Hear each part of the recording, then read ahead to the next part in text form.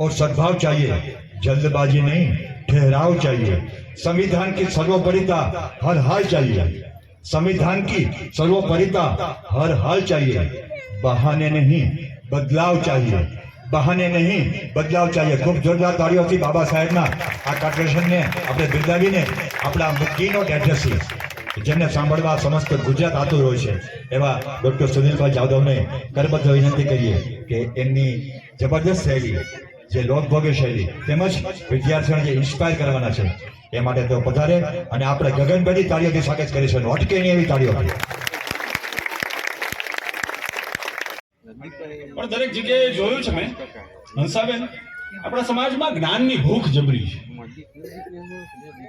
એટલા માટે કે આપણે બાબા સાહેબ આંબેડકરના વંશજો છીએ। બાબા સાહેબે બીજું કંઈ આપણને આપ્યું હોય કે ન આપ્યું હોય, પણ જ્ઞાનનો વારસો જબરો આપ્યો છે।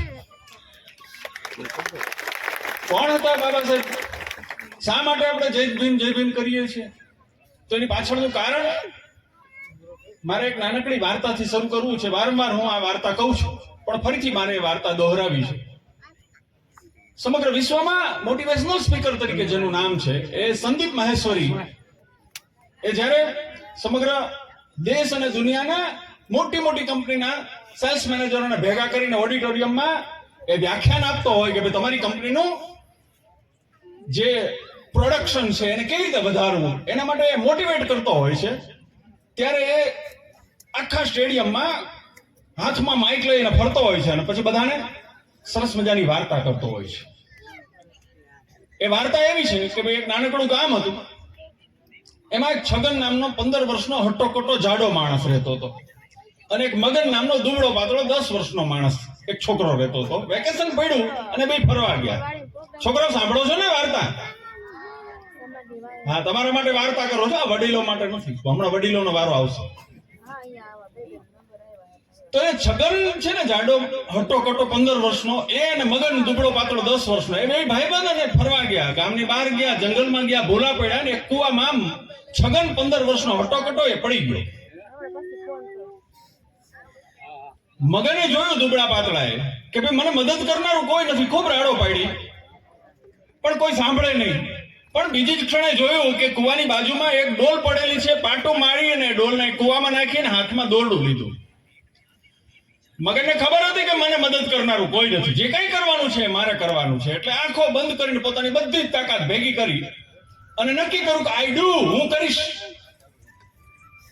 હું છગનને બહાર કાઢીશ। અને મગને આંખો બંધ કરી બધી જ તાકાત ભેગી કરી અને પેલા હટ્ટાકટ્ટા 10-15 વર્ષના જાડા એવા છગનને, એ મગને, દુબળા પાતળા મગને એ કુવામાંથી બહાર કાઢ્યો।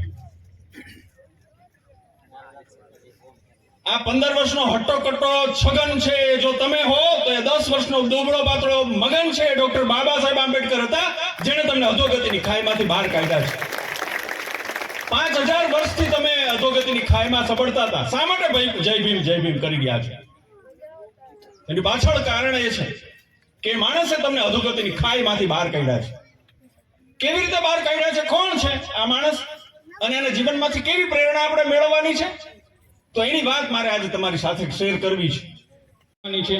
કારકિર્દી બનાવવા માટે કોઈ પણ બાબતની જરૂર નથી, દ્રઢ નિશ્ચયની જરૂર છે। દ્રઢ નિશ્ચય કરો એટલે ઓટોમેટિક રસ્તા નીકળશે। તો આવી બાબા સાહેબના જીવનમાંથી કેટલીક વાતો તમારી સાથે શેર કરવાની બની અને તમે મને શાંતિથી સાંભળો એ બદલ ખૂબ ખૂબ આભાર અને આયોજકોને ખૂબ ખૂબ શુભેચ્છાઓ કે એમણે આવો અદ્ભુત કાર્યક્રમ યોજ્યો અને તમારી સાથે મને સંવાદ કરવાનો તક આપી। ખૂબ ખૂબ આભાર।